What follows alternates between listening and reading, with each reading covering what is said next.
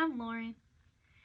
So today we are going to talk about momming while grieving and grieving while momming, right? So, grief, grief, grief is difficult. It's a lot for anyone, but when you add on that level of motherhood on top of grieving, it is intense, intense to say the least. Right? So give you a little backstory on me. Um, so in July of 22,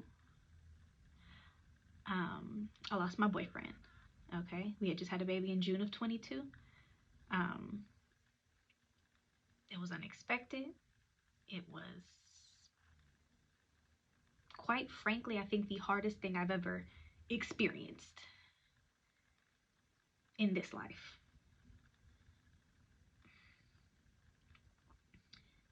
To kind of describe what life was like around that time, it's actually kind of hard for me because I don't even remember. It was like a span of 6 months that I couldn't tell you. Literally couldn't tell you what was happening. Unless literally sometimes I sit and I think like, huh, what? How did I go to work? Like, was I eating? So put that all into the perspective of I was still being a mom, right? So I was in this unfamiliar space because it was something I had never ever dealt with and still trying to be a mom. It's like kind of crazy when I think about it because grief is hard for literally, anybody. Grief can be debilitating, right? So to be experiencing that and still having to make sure your kids are okay, it's it's something to be said about it, right? Um, so I wanted to just touch on a few things. Um, that I think are things people don't talk about. So, like going through grief, okay, because grief isn't something you ever get over. There's never okay, well, she's done grieving, she's okay. There's never that moment, okay? Grief is a journey which is different for everybody.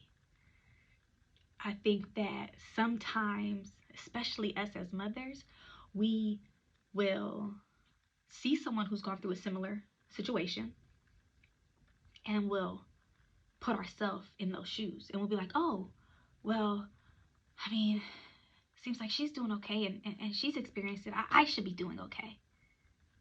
That's not how it works. Um, my journey is not your journey. Your journey is not my journey, right? Um, my journey may be this. Your journey may be this. Um, at the end of the day, it's a journey that's unique to everyone.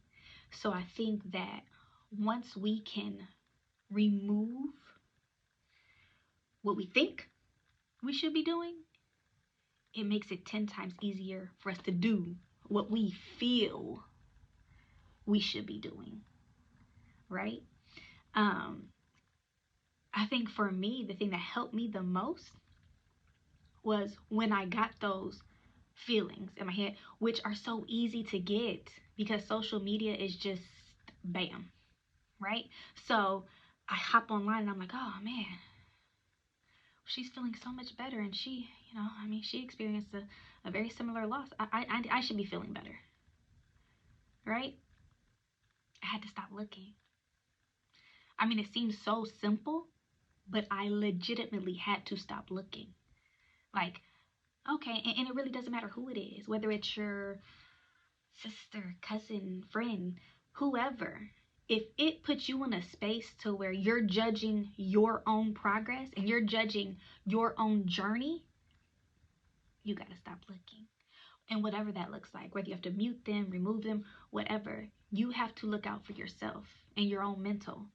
Because when we start comparing, we don't allow ourselves to process.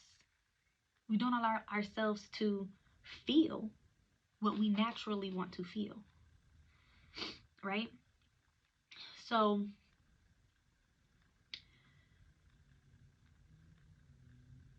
one thing I wanted to stress, okay, is half the battle is just being there, right? So you may feel,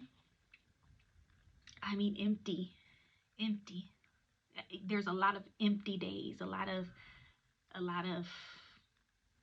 days where you're just not there. You're just not there. You're mentally not there. But showing up however you need to show up that day to get your kids fed, to get your kids' needs met,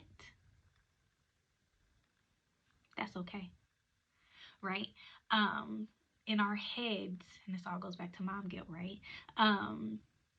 We feel so guilty when we are feeling sad. We feel so guilty when we're unable to give what we feel like 100% is, right? But guess what? If your 100% that day was you woke up, that is your 100%, right? So you just got to meet yourself where you at, okay? And you can't feel guilty about it, because getting your feelings out, processing your feelings is priority number one. You legitimately cannot pour from an empty cup. So whatever you need to do to fill yourself back up, do it, right? So if today my showing up, my 100% is I was able to get my kids dressed today. That's my 100% today, right? And don't feel bad about it. Don't listen to what anybody else has to say, because they don't understand how much it took for you to do that. I think a lot of times we are so concerned with what other people are going to think about us, right? Like, oh, well, she should be doing better by now. She's not going to do this, da-da-da-da. Screw it. You literally have to tune out other people's words, other people's opinions, and process and go through your journey, okay? The craziest thing about grief for me is that it is not linear, right? It is here, it's here, it's here, it's here, it's here, and then it goes back again, right? So one day my 100% is this, the next day it's this. Either day it was my 100% that day, right? So just show up. Show up as your 100% that day, because I guarantee your kids are just happy you're there. They're just happy that you're there. And that's an amazing thing.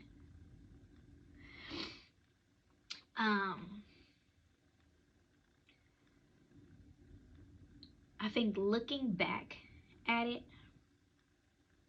the best way I can describe things for me, right? So I'm on this journey. It's healing, right? Some days I'm up, right? I'm like, oh, I'm knocking this day out. I'm having a great day. Okay, we're going. Everybody's dressed. Okay, everybody's fed.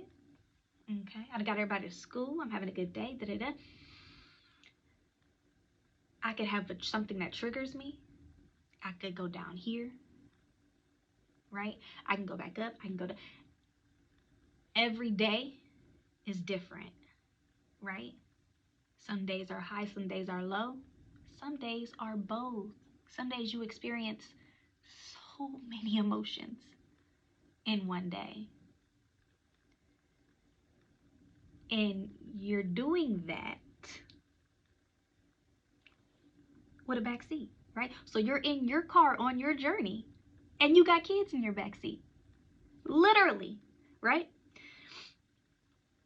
So, I mean, think of driving, okay, and you have kids in your back seat.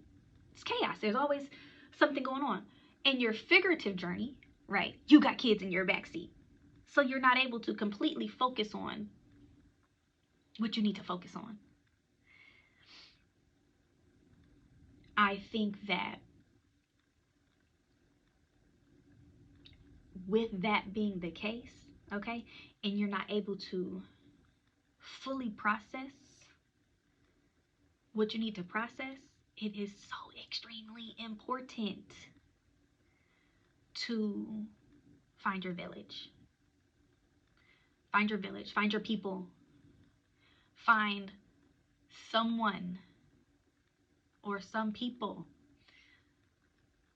that's your outlet, right? Because it's so easy to just get literally overcome with your emotions, overcome with sadness, overcome with depression, when you're strictly trying to be there for your kids, right? You have to show up for yourself. The thing that helped me the most was showing up for me was therapy. Therapy. I knew immediately that was something that I wanted because while I had so many people, you know, reaching out and so many people like, well, if you need anything and, you know, I'm here and, you know, let me know. It was kind of like, I don't know. Like, I don't know what I need. I don't really know what you can do for me. I don't know. I had all of this emotion, like all of these feelings, but at the same time felt nothing. It's kind of crazy now that I said that out loud, but that's the best explanation I can give. But when I went to therapy, I was able to work through everything. And I know that therapy is kind of taboo in our community. I know that it's becoming way more popular and way more widely accepted, and that excites me because I literally am like the biggest advocate. I go therapy. Somebody's like, "Oh, just go therapy," but it's something about having that person in front of you that knows nothing about you, right? So they have no preconceived notions. They have no biases, right? And they're listening to you and arming you with tools to help yourself, right? It's just something about it that it's rewarding, it's freeing, it's calming, it's it's necessary. It's necessary. Um, yeah, that was definitely a big part of my journey, right? Um, and again, my journey is ongoing, right? So, what I wanted to basically cover, right, is saying whatever you're doing, it's not wrong. Whatever you're feeling, it's not wrong, right? We just need to be the best example for the little people we created. I know that in my post, a lot of people were saying that they felt bad for crying in front of their kids, or they felt, like they owed them an apology for showing emotion. And that is one thing I definitely want to say.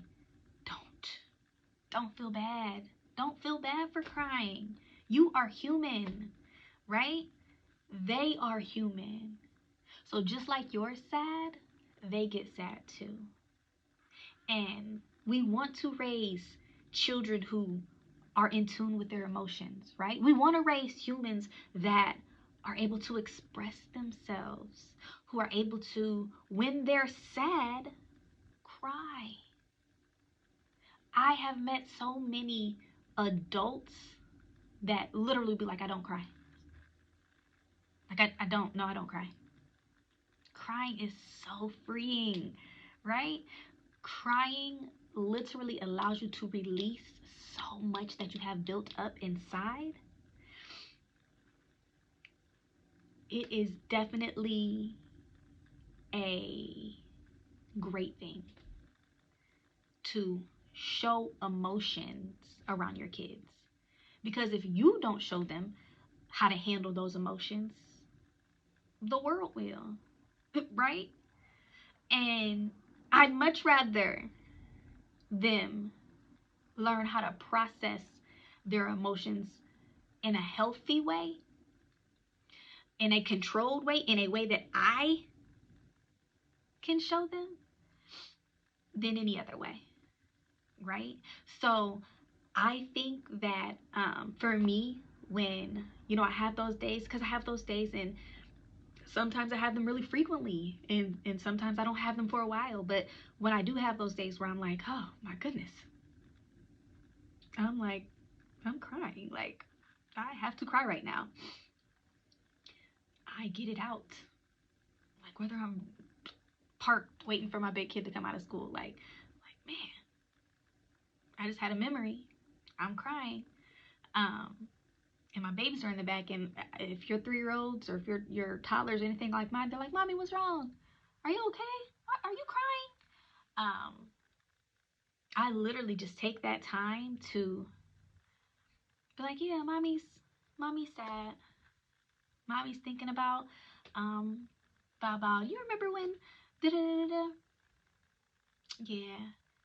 You miss Bao. I miss Bao too. Right? So it gives them an opportunity to see you, right? I explained why I was sad, and they can understand so much more than I think we can even imagine that they can understand, right? I think some of the most calming words I've heard were from my 3-year-old, which is wild. That's wild. Like, my 3-year-old has comforted me in so many ways that she doesn't even realize. But that's all because I allowed myself to be vulnerable around her. And I wouldn't have got that trying to hide and cry, or not cried at all, right? So I think that as a mother, okay, experiencing grief, working through grief, right? The best advice I can give is to take it day by day and to show yourself grace, right? We are our biggest critics, okay? And while we want everything to be perfect, life is not.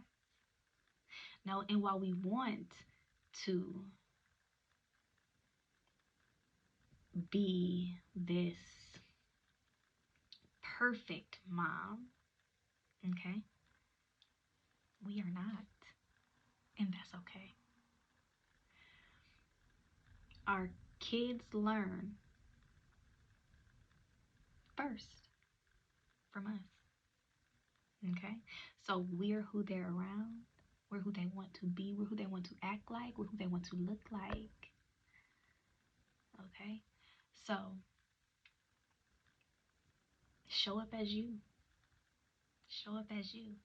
Because as much as you want to put up a brave face, as much as you want to um, shelter them, that wasn't the right word, protect them from those bad feelings, I guarantee they will feel those same feelings if they are not already. Okay? So the best thing you can do is you process them, learn how to process them in a healthy way so that you can show them how to process it in a healthy way. All right. And that is all for right now. It was a pleasure. Bye.